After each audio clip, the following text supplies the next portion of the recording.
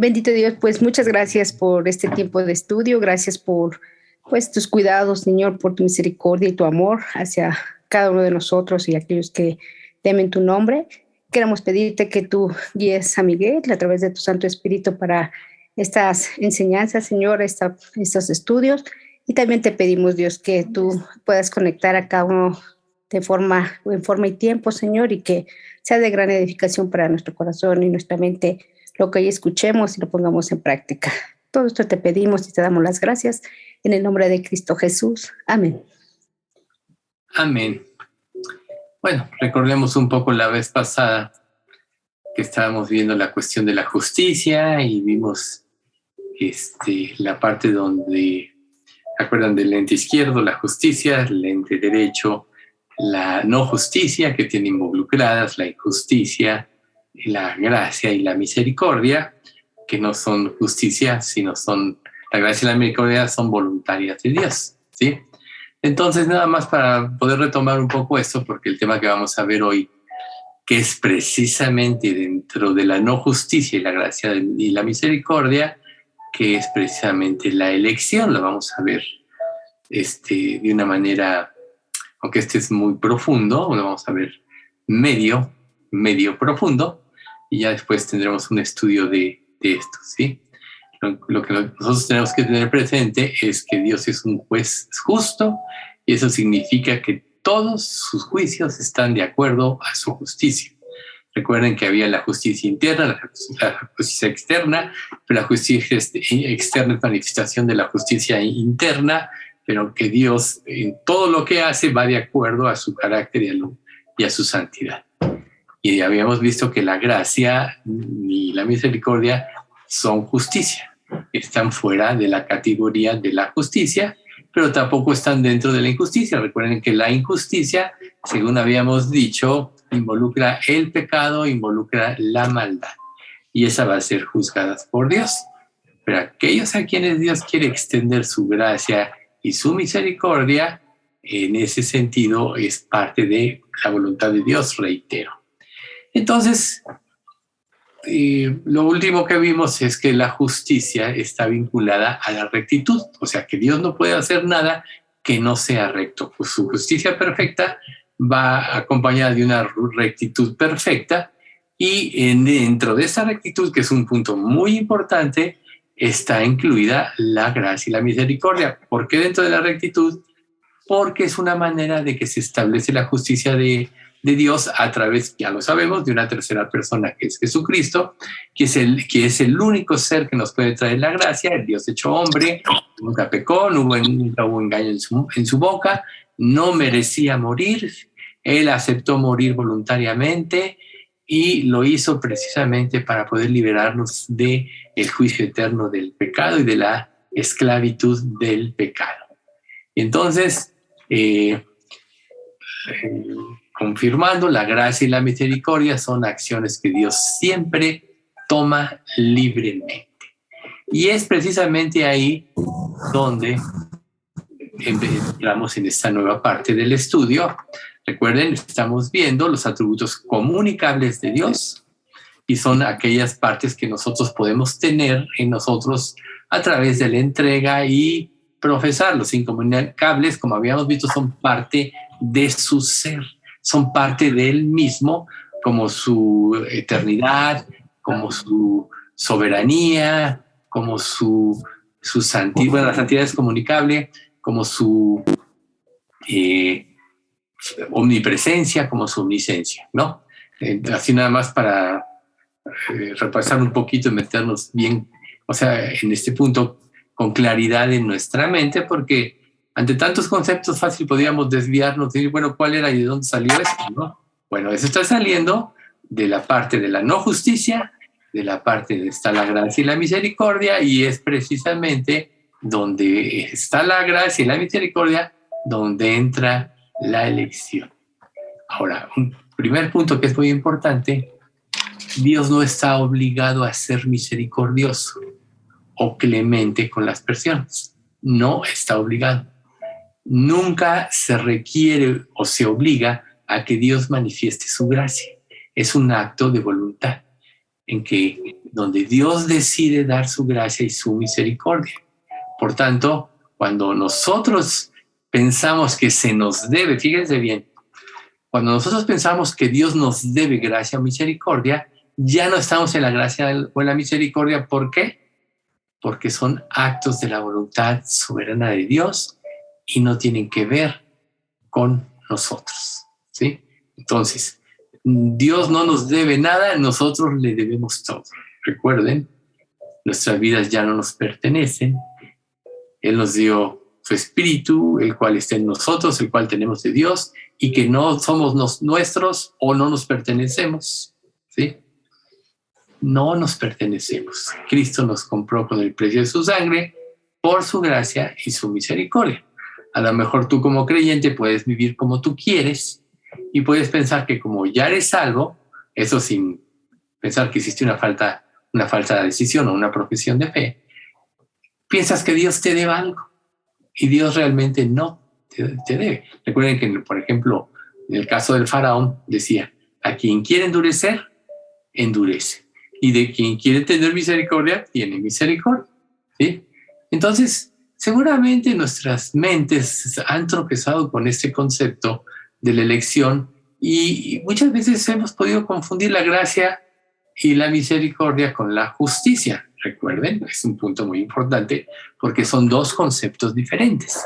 La justicia requiere de un pago y está basada en el cumplimiento de la ley y de los 10 mandamientos. O sea, que cuando tú pecas, mereces un juicio. Y a lo largo de tu vida, este juicio te va a llevar al castigo eterno. Esa es la justicia de Dios. Pero en el ámbito de la no justicia, Dios decidió dar su gracia y su misericordia a través de Jesucristo, donde Cristo cumplió la justicia de Dios, por tanto estaba dentro del lado de la justicia y no merecía morir, pero al decidir poner su vida en rescate por muchos, en ese momento nosotros, por la fe en Él, nos es transferida su justicia. Entonces podríamos decir que cuando Dios nos da su gracia y su misericordia, su justicia perfecta nos es transferida y pasamos al círculo de la justicia porque somos ya justos y perfectos delante de Dios a través de Jesucristo. ¿Ven qué concepto tan hermoso? Es muy importante que nosotros, cuando ya estamos seguros de que somos salvos, y cómo vamos a estar seguros, y perdón que siempre enfatice esto, porque es muy importante, porque la esperanza, yo creo que de todos los que somos salvos, es que todos en nuestra iglesia lleguemos a ser salvos, aunque sabemos que las iglesias están compuestas de ovejas y cabritos. Los cabritos no son salvos. Están en la iglesia, participan de las cosas de la iglesia, pero todavía no han llegado a la verdadera salvación. ¿Cómo lo vamos a saber? Bueno, el Espíritu Santo da testimonio a nuestro espíritu de que somos hijos de Dios, y eso es una seguridad que nadie nos puede dar sino solo Dios. Hay falsa seguridad que crees que porque oraste, que crees que porque perteneces a una iglesia eres salvo, y eso no es cierto. O que crees que porque te bautizaste eres salvo, tampoco es cierto. Recuerden, por sus frutos los conoceréis. La nueva vida en Cristo empieza a trabajar en nosotros. Empezamos a dejar el pecado, empezamos a aborrecer el mal, empezamos a aborrecer la mentira, empezamos a tener convicción mucho más fuerte por cada pecado, al grado que no podemos estar en paz hasta que no nos arrepentimos y confesamos. Todo eso es evidencia de que somos salvos. Si un creyente peca y miente, por ejemplo, las mentiras, que es lo más sencillito, peca y miente con toda facilidad y no tiene ninguna convicción, quiere decir que el Espíritu Santo no está dentro de él dándole esa convicción que lo lleva al arrepentimiento. Tiene pensamientos inicuos, tolera cosas inicuas que afectan su mente y su corazón, no tiene ninguna convicción. Eso es evidencia de que no es salvo. Y muchas de estas cosas son influenciadas a través de lo que ven nuestros ojos, ¿verdad? Entonces, nada más ese punto como un paréntesis, y volviendo entonces al punto de la gracia y de la misericordia, automáticamente se cumple la justicia de Cristo y nosotros pasamos al círculo de la justicia porque ya somos justos delante de Él. Entonces, nosotros tenemos que saber que cuando Dios decide derramar su gracia en una persona o su misericordia, siempre es algo voluntario de Dios. No está Dios obligado a hacerlo, ¿sí? Eso, habrá puntos que tengamos que estar volviendo a enfatizar para que nos quede muy claro. Dios no nos debe la gracia. Es voluntario de parte de Dios y ese es precisamente el tema de la elección que estamos por empezar a tratar. Entonces, nosotros tenemos que hacer una distinción muy clara entre la misericordia de Dios y la injusticia. En la injusticia, el destino es el infierno y la misericordia de Dios dada a través de Cristo, el destino ya es el cielo. Esa distinción la tenemos que tener muy clara en nuestra mente. Y que cuando nosotros empezamos a ver que Dios es el que elige, ahorita lo vamos a ver con pasajes, entonces, y esto quiere decir que Dios no va a tener misericordia de todo el mundo. Ya habíamos tratado alguna vez este tema un poquito superficial. Solo piensa en una cosa. Si Dios en la cruz hubiera muerto por todas las personas del mundo y el mundo sigue corrompiéndose y rebelándose en contra de Dios, entonces la gracia y la misericordia habrían fracasado. ¿Entienden esto? Muchos dicen, no, Dios al final de cuentas va a perdonar a todos. Nosotros ya sabemos que eso no es cierto. El que cree en Cristo tiene vida eterna, como dice Juan, ¿no? Pero el que rehúsa creer en el Hijo, 3:36, no verá la vida, sino que la ira de Dios está sobre él. Entonces, si Dios hubiera muerto, y muchos usan el pasaje de Juan 3:16, porque de tal manera amó Dios al mundo que dio a su Hijo. Pero ahí no está diciendo que todo el mundo se va a salvar. Eso lo vamos a ver con más claridad más adelante. Pero ahorita es muy importante que tengamos en claro también esto. Dentro de la elección es precisamente donde viene la salvación. No es para todo el mundo. Es de acuerdo al propósito de Dios y a quien elige. Porque si Dios hubiera muerto, Jesús hubiera muerto por todo el mundo, y gran parte del mundo no lo conoce y se va al infierno, entonces la gracia y la misericordia hubiera fracasado. ¿Sí queda claro? Ese es algo que generalmente no se dice, pero que nosotros tenemos que tenerlo muy, muy presente. Entonces vamos a ver algunas ilustraciones con la misma palabra, obviamente, que nos deja ver con un poco más de claridad en esto. Y empezamos con Romanos 8, 29 y 30, la mayoría de ustedes lo conocen, porque los que antes conoció, también los predestinó para que fuesen hechos conforme a la imagen de su Hijo, para que Él sea el primogénito entre muchos hermanos. Y a los que predestinó, a estos también llamó. Y a los que llamó, a estos también justificó. Y a los que justificó, a estos también glorificó. Yo podría decirles, este pasaje es más que explícito en cuanto a la doctrina de la elección, ¿no? Quiere decir que no todo el mundo recibe la plenitud de la gracia salvadora de Dios.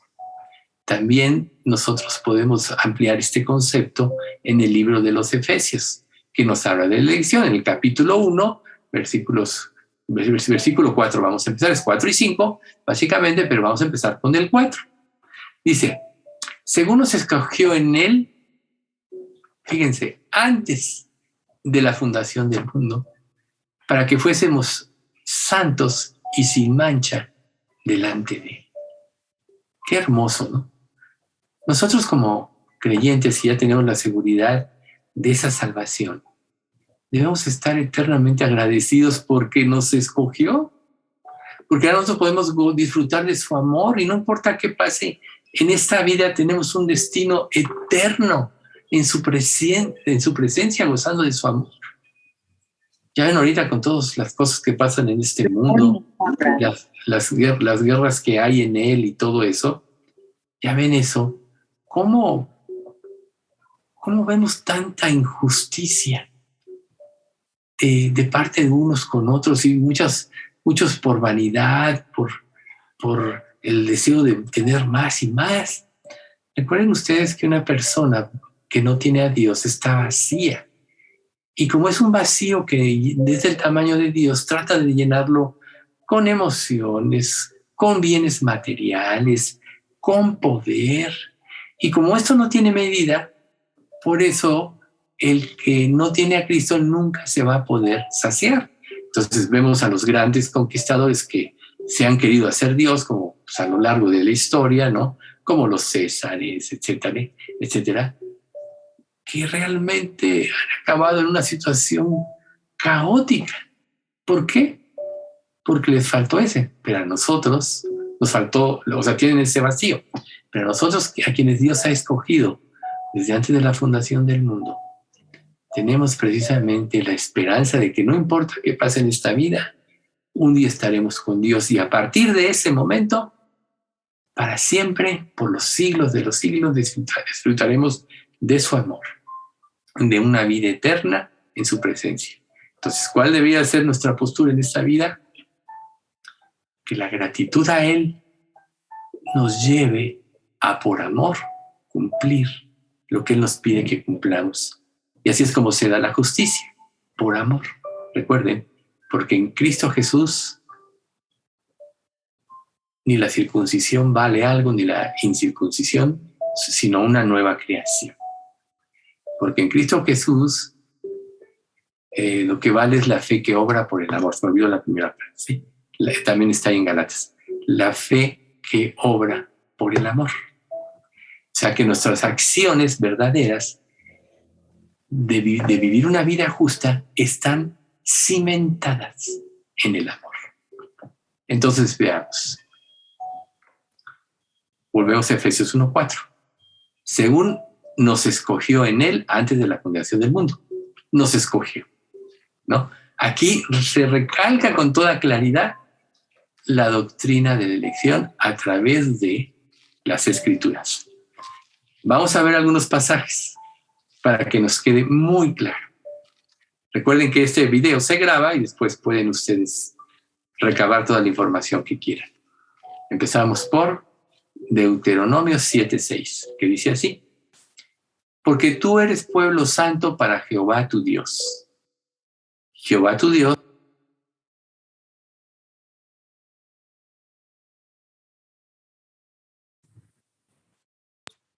no sé quién me silenció, pero ahí les va. Porque tú eres pueblo santo para Jehová tu Dios. Jehová tu Dios te ha escogido para hacerle un pueblo especial, más que todos los pueblos que están sobre la tierra. Obviamente, nosotros sabemos que aquí está hablando de Israel, ¿verdad? Pero qué cosa más interesante, que nosotros en Cristo somos parte del verdadero Israel de Dios, porque el verdadero Israel no es un Israel según la carne, que representa al hijo de Agar, ¿verdad? Sino somos el Israel según el Espíritu, somos los hijos de la promesa. Y la salvación siempre se le dio a Israel a través de la fe de Abraham, por tanto, a través de la promesa. Por tanto, el pueblo de Israel como nación tiene privilegios, pero aún ellos se tienen que salvar por fe, por la fe de Abraham, como nosotros nos salvamos por la fe. Entonces, desde el momento en que nosotros nos convertimos a Cristo, somos parte de ese Israel de Dios y somos ese pueblo especial, ¿sí? Y Dios nos escogió para ser un pueblo especial. Ahí está la elección, ¿se dan cuenta? Luego, Isaías 45:4. Por amor de mi siervo Jacob y de Israel, mi escogido, te llamé por tu nombre. Te puse sobrenombre, aunque no me conociste. Habla aquí de la nación. Pero ¿no es acaso que Dios nos hace un llamado a nosotros en forma personal? ¿Cuándo es cuando le conocemos? Cuando respondemos. Y gracias a la elección, Dios, desde que tenemos uso de razón, empieza a preparar nuestras mentes y nuestros corazones para el día de ese llamado. Y cuando llega el día de ese llamado, como ya habíamos comentado hace poco, Él nos cambia para poder responder, ¿no? ¿Qué nuevos conceptos tan importantes estamos viendo ahorita? Porque hasta hace poco, bueno, sabemos que por gracia sois salvos por medio de la fe y esto no de vosotros, pues es don de Dios, no por obras para que nadie se gloríe. Pero nadie podría ser salvo si Dios no lo cambia antes, porque la carne y la sangre no quiere ni puede, no puede heredar el reino de Dios, ni la corrupción hereda incorrupción. Entonces, en nuestro estado natural no podríamos responder en Dios. Entonces, de acuerdo a la elección, tiene que haber un cambio. Y cuando hay ese cambio puede venir el arrepentimiento, y al haber el arrepentimiento, que matamos nuestro orgullo en totalidad, puede entonces entrar la fe, pues Dios nos puede otorgar la fe que salva. Y al darnos la fe que salva, entonces Dios nos regenera en hijos suyos y nos hace nuevas criaturas. Las cosas viejas pasaron. He aquí todas son hechas nuevas. Esa también es la evidencia de la salvación. Todo empieza a ser nuevo en nuestra vida. Un nuevo panorama, un nuevo futuro, una nueva dimensión de las cosas, una nueva visión de la vida. El que está en Cristo, ya nada de lo que pasa en este mundo le debe de afectar en su seguridad de la salvación, porque pase lo que pase, un día estará con el Señor. Por eso, ¿qué decía Pablo? Para mí el vivir es Cristo y el morir es ganancia. Créanme, para todo creyente es ganancia. Pero Dios nos deja en este mundo ya como creyentes, como ya sabemos, para que participemos de los sufrimientos de Cristo. Es un privilegio. Y el que no lo vea así es porque todavía no entiende muchas de las cosas. Pero para eso estamos aquí, para aprender, precisamente. Para eso estamos aquí. Y luego en Juan 6:44, ninguno puede venir a mí si el Padre que me envió no le trajere. Y yo le resucitaré en el día postrero. Ahí está. Dios es el que nos trae. Ahí está con evidencia la elección. Luego en Hechos 13:48. Los gentiles, oyendo esto, se regocijaban y glorificaban la palabra del Señor. Y creyeron, fíjense qué interesante, todos los que estaban destinados, ordenados para vida eterna. Y creyeron todos los que estaban ordenados para vida eterna. Hechos es el único libro que menciona muchas veces esto. Y creyeron los que estaban ordenados para vida eterna. Por tanto, los que no están ordenados no pueden creer porque Dios no está derramando su gracia y su misericordia. Entonces volvemos al punto de la gratitud, ¿no? Si Dios te está llamando, no tardes en responder. Vemos nosotros al faraón, que quizá él conoció la vida de José, el 11º hijo de Israel. Él vio que José le dio toda la tierra de Egipto al faraón, salvo la parte de los sacerdotes, que tenía su ración, la compró para él. El poder absoluto de faraón fue gracias a José. ¿Pero qué dice la Biblia? Se levantó otro faraón que no conoció a José, pero conocía la historia, ¿no? Bueno, ahí precisamente es donde nosotros vemos que la gente desecha la gracia de Dios. Vemos, por ejemplo, también a la cabeza de oro, a Nabucodonosor, el rey de Babilonia, cuando tiene el sueño que interpreta Daniel. ¿Acaso no es cierto que él, a final de cuentas, hace una declaración y que queda plasmada en el libro de la ley, una confesión de quién es Dios y todo? Claro que Nabucodonosor se salvó, pero ¿qué pasó con su hijo Belsasar? Que cuando tomó el poder, tomó las copas de todos los instrumentos sagrados que habían traído de Babilonia, etcétera, y brindó y hicieron adoración a los falsos dioses. Aquella mano que se escribe en la pared. ¿Y cuál fue la interpretación? Tú sabías lo que Belsasar era como bisnieto, nieto, creo que era nieto o bisnieto. Tú sabías lo que Nabucodonosor, tu antepasado, hizo y se humilló y tú no te humillaste. Por tanto, tu reino es quitado. ¿Ven ustedes? O sea, perdió la oportunidad Vemos la tierra de Canaán, tú nos dicen, pues ahora que vemos esta invasión a Kiev, yo me he puesto a pensar, y bueno, y la invasión de Israel, ya hemos comentado esto, pero digo, Dios le dio a Israel su tierra y los de Canaán habían sobrepasado los límites de la moral. Tuvieron tiempo de arrepentirse, pero no quisieron y entonces Dios endureció sus corazones. ¿Quiénes se salvaron? Como dijimos la vez pasada, Rahab la ramera y los gabaonitas, ¿no? Tuvieron temor, los gabaonitas estaban destinados a ser destruidos, pero usaron de astucia porque creyeron de alguna manera y eso les salvó la vida. Y entonces, en Hechos 13:48 dice, los gentiles, oyendo esto, se regocijaban y glorificaban la palabra del Señor. Y creyeron todos los que estaban ordenados para vida eterna. Ahí está. Y creo que sí ya lo leí, ¿verdad? Lo volví a leer, perdón. Vamos a Romanos 9:11. Pues no habían aún nacido, ni habían hecho aún bien ni mal, para que el propósito de Dios conforme a la elección permaneciese, no por las obras, sino por el que llama, ¿no? Para que el propósito de Dios conforme a la elección permaneciese. ¿Ven ustedes? Ahí está la elección, Romanos 9:11. Y vamos a 1 Tesalonicenses 1, versículos 3 y 4.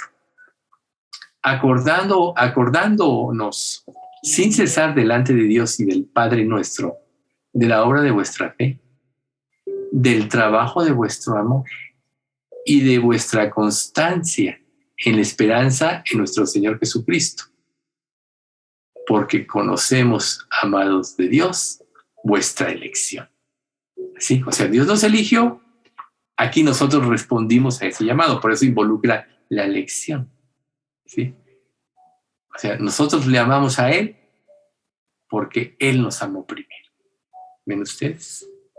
Y veamos a 2 Tesalonicenses 2:13.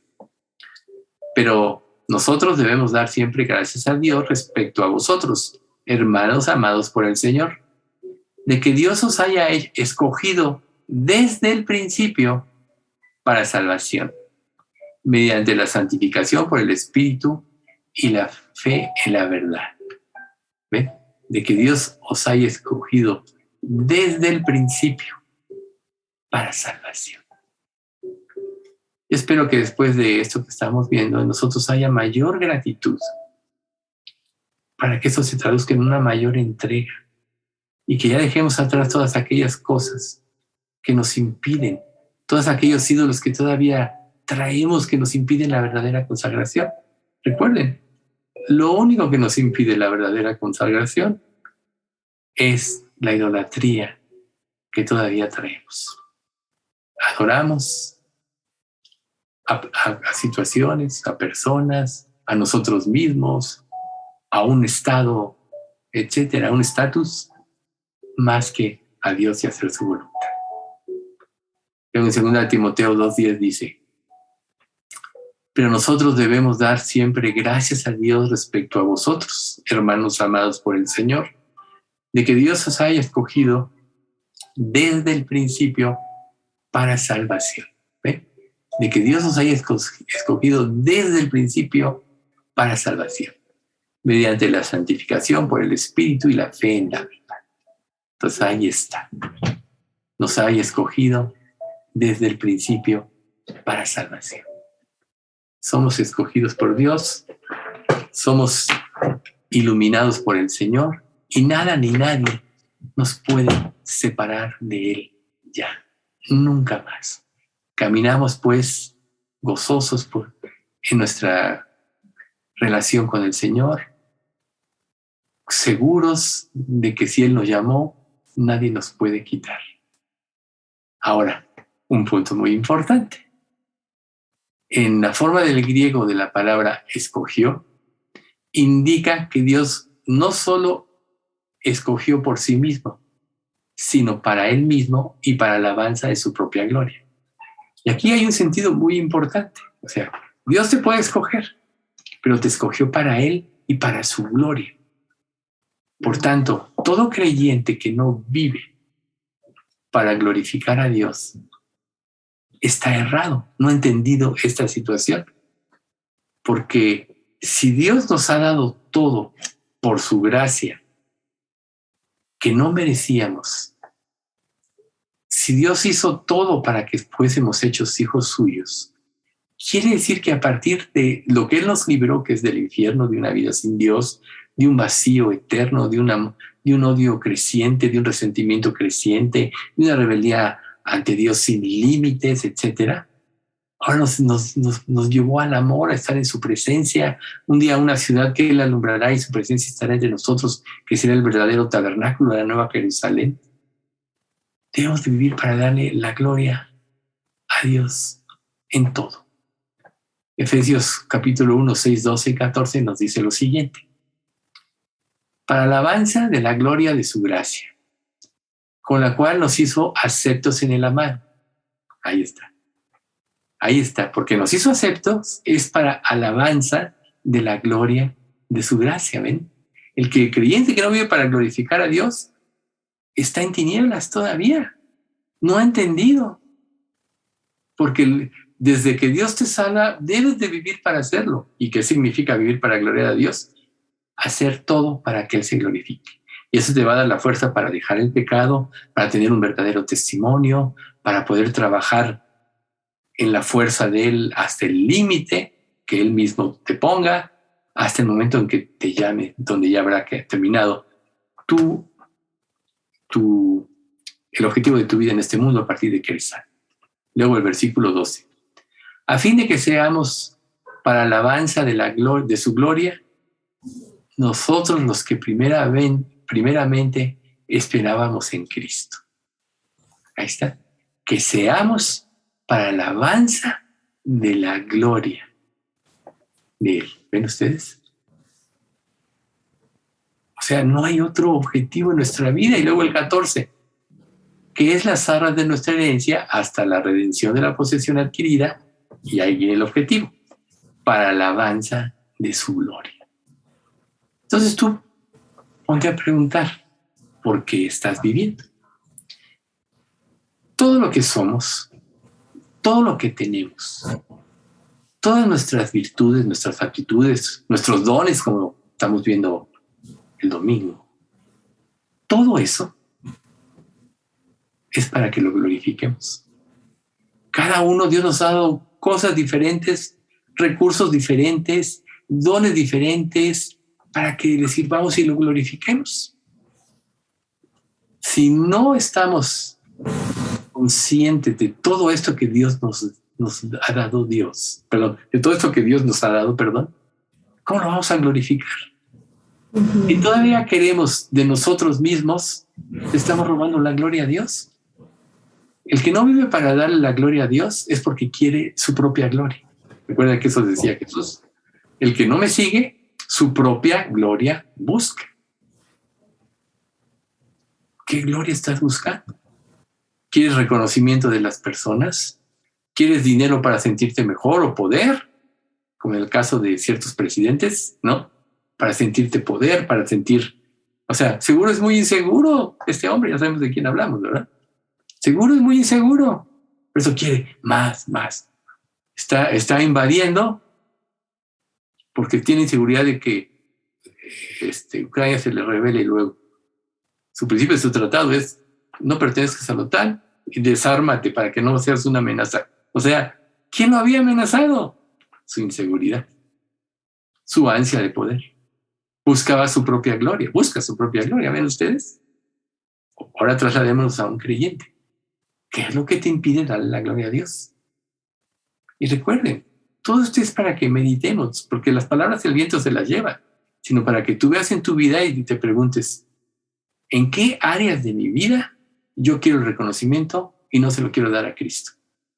Porque si Cristo te ha dado dones o te ha dado lo que sea para que tú le glorifiques y por eso quieres reconocimiento, estás robando la gloria a Dios. Piénsalo. Recuerda, a vosotros nos es concedido no solo que creáis en Él, sino que también padezcáis por su nombre. Nos es concedido. Lo que Dios nos ha dado en nuestra vida de dones, recursos, bienes, habilidades, nos lo ha concedido para glorificar a Cristo. O no sea que le digas a Dios, lo mío es mío y lo tuyo es mío, ¿no? Digo, suena sarcástico, ¿verdad? Pero muchas veces así le hacemos a Dios. Queremos ser grandes creyentes, pero no queremos soltar cosas en nuestra vida. ¿Qué cosa te está impidiendo la consagración? Ponte a pensar. Ahora, cuando una persona es redimida, o dicho de otra manera, la elección o predestinación de Dios no anula ni opera, aparte de la responsabilidad del hombre o del ser humano, para creer en Jesús como su Señor o Salvador. O sea, es responsabilidad de cada persona. Que opere la gracia, que Dios haga un trabajo en nosotros por su bondad y para su gloria, no exime de responsabilidad a aquellos que no les está dando, que sí conocieron y rechazaron.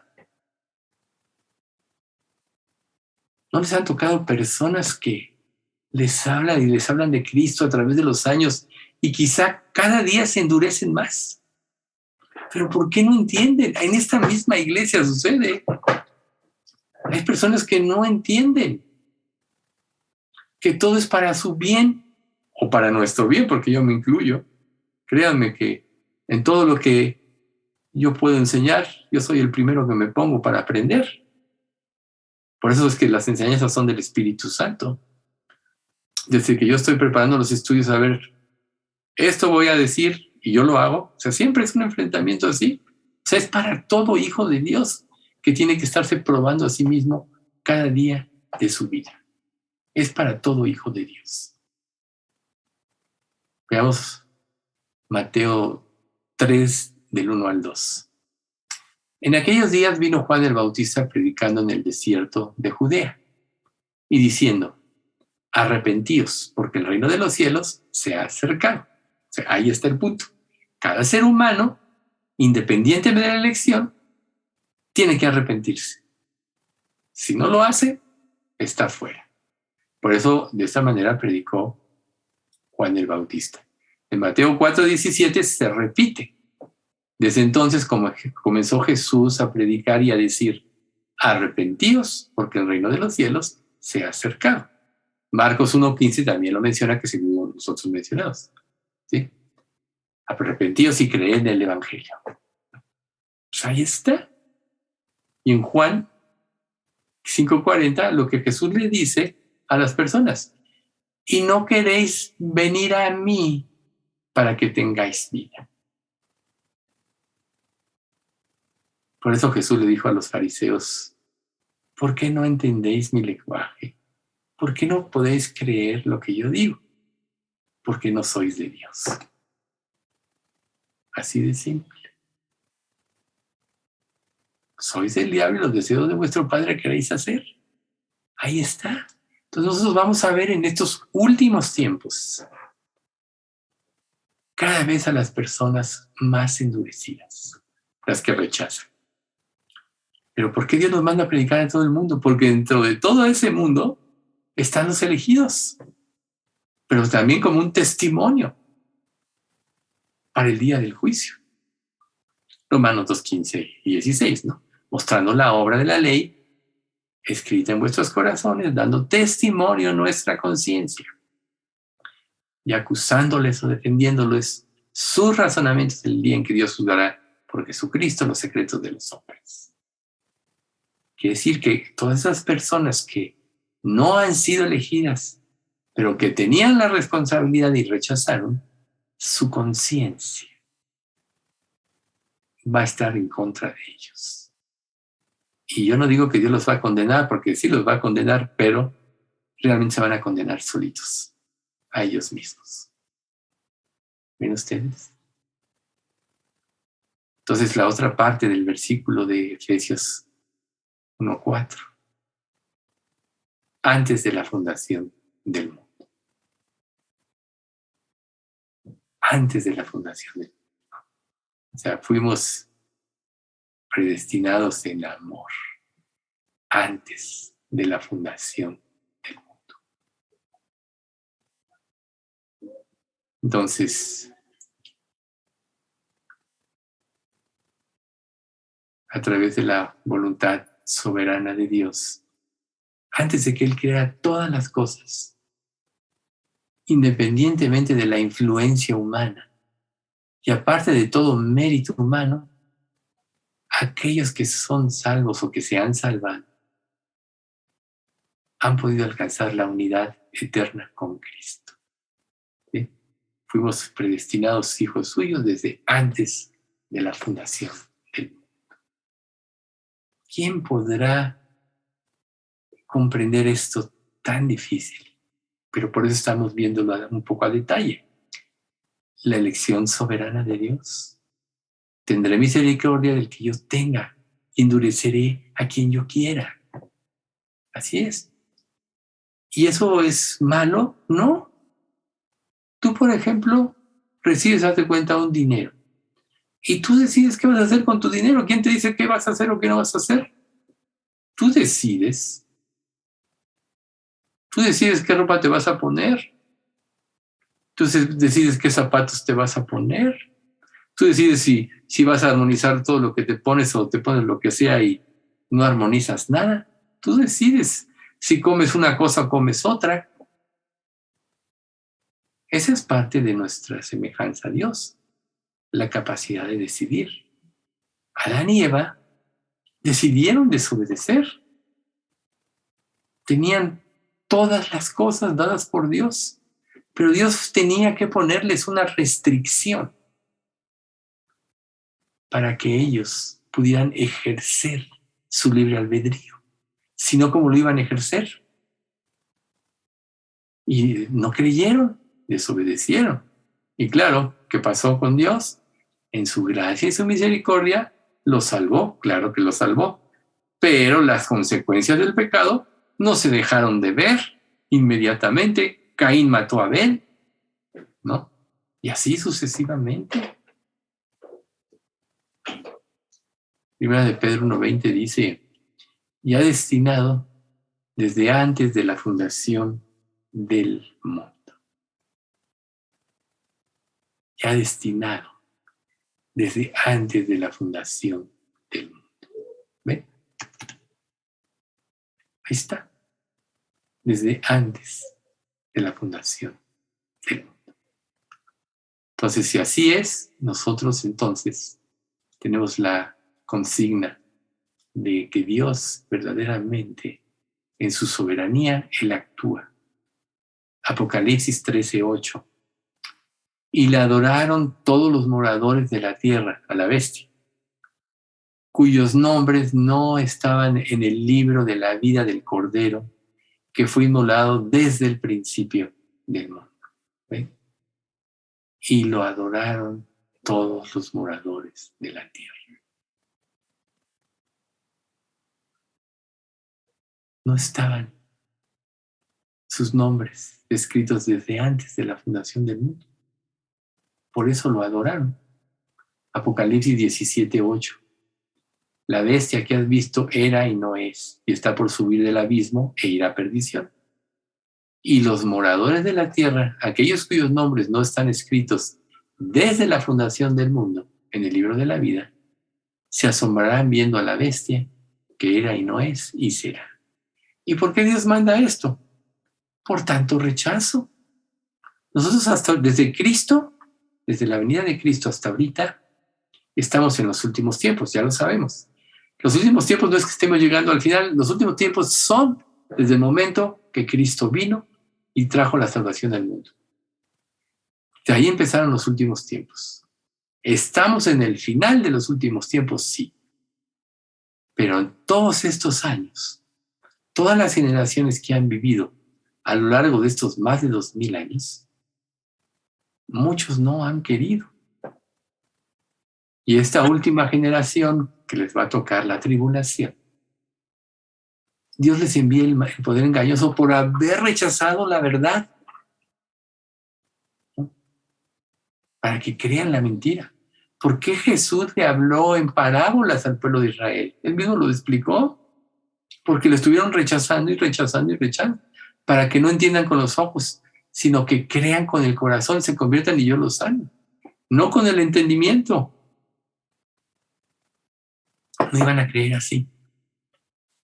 Por eso Jesús les hablaba así.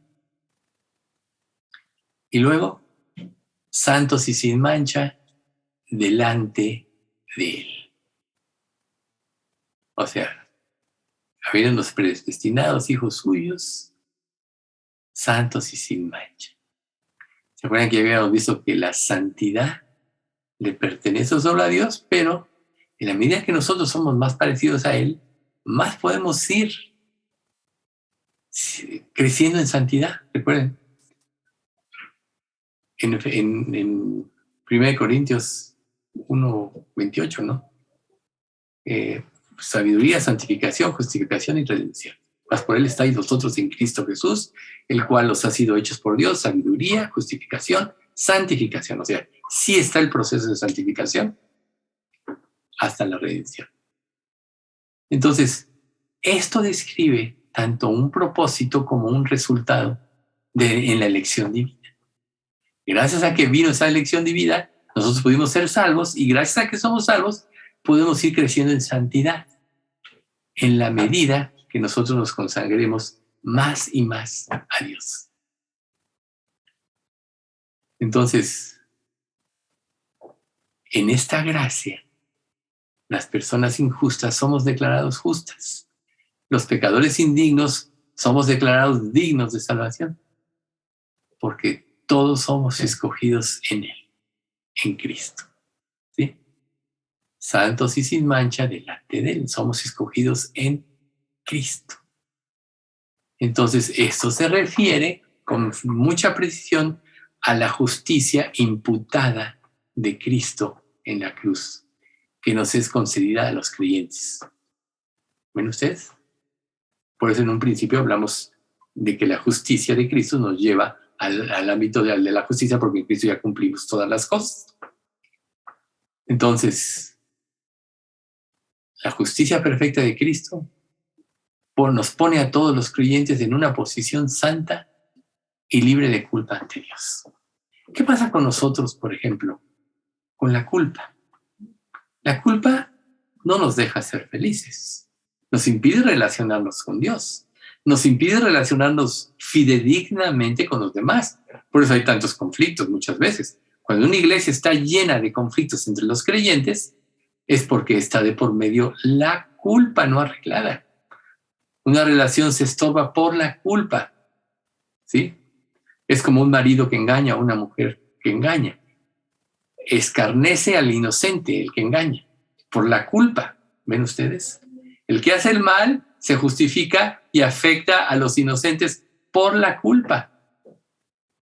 Pero qué importante que cuando nosotros venimos a Cristo y nos es imputada su justicia, ya Dios nos libra de la culpa. Y entonces podemos relacionarnos con Dios y podemos relacionarnos con nuestro prójimo libremente, aún con los incrédulos. Porque los incrédulos pueden ser malos, perversos y todo lo que te traidores, todo lo que tú quieras.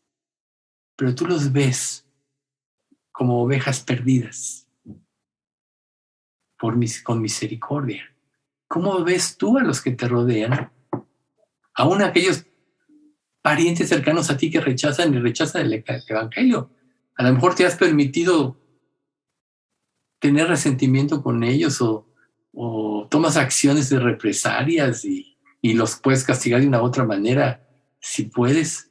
Pues eso quiere decir que estás tomando tu vida en tus manos. Cuando Dios tuvo misericordia de ti, por eso dice, con el misericordioso te mostrarás misericordioso e íntegro para con el hombre íntegro. ¿Ven? Libres de culpa es arreglar todo delante de Dios. Primero, en Cristo, ya somos liberados. Ya no hay culpa, podemos relacionarnos con Dios. Ahora nuestra relación con los demás debe ser así. Y recuerden que tú te relaciones con una persona incrédula es para salvación, no para que la justifiques o participes de sus pecados, etc. No, porque tú eres santo, no para que empieces a escuchar palabras soeces, ¿no? Chistes sucios. Ah, no, es que estoy escuchando todo esto, estoy viviendo con ellos porque quiero ganarlos para Cristo. Equivocado. El verdadero testimonio es reflejar la vida de Cristo y es mejor que ellos te rechacen a ti por ser diferente, santo, y porque no soportan ver tu santidad, que porque tú participas de lo mismo, donde matas tu testimonio y pones en entredicho la cruz de Cristo. Pones en ineficaz la victoria de Cristo. ¿Te das cuenta? Entonces Dios nos liberó de la culpa. Efesios 5:27 dice, a fin de presentársela a sí mismo, una iglesia gloriosa que no tuviese mancha ni arruga ni cosa semejante, sino que fuese santa y sin mancha. Y todo creyente verdadero es parte de esta iglesia, santa y sin mancha. Por tanto, ¿cómo debemos vivir los creyentes? Santos y sin mancha. Luego en Colosenses 2:10 dice, y vosotros estáis completos en él, que es la cabeza de todo principado y potestad. O sea, hemos creído en quien es el dueño de todo, de quien gobierna todo. Aún en este mundo, aún Satanás cree que puede vencer a Dios, pero están tan equivocados. Confunden la paciencia de Dios que está anclada con su esperanza de arrepentimiento, con que Dios se colude con ellos o cosas así, ¿no? Entonces dice, el Señor no retarda su promesa, según algunos la tienen por tardanza, sino que es paciente para con nosotros, no queriendo que ninguno perezca, sino que todos procedan al arrepentimiento. Por eso es que todavía no viene el Señor, porque de los elegidos, todavía no todos vienen al arrepentimiento. Lo más probable es que el día que se complete el número de la iglesia, venga el arrebatamiento. En ese momento quedó completa la iglesia y es arrebatada al cielo. Por tanto, el hecho de que estemos todavía aquí nos debe motivar a seguir trabajando hasta ese día. Entonces, aunque en la vida diaria no sea posible como creyentes que vivamos todo el tiempo conforme al parámetro de santidad perfecta de Dios, sí vamos a ir creciendo. En Efesios 1:5 dice, en amor, habiéndonos predestinado para ser adoptados hijos suyos por medio de Jesucristo, según el puro afecto de su voluntad. ¿Ven? En amor. Nos predestinó para ser hechos hijos suyos por el puro afecto de su voluntad. Esto ya es Efesios 1:5, ¿verdad? Vimos Efesios 1:4, ahora vamos a Efesios 1:5.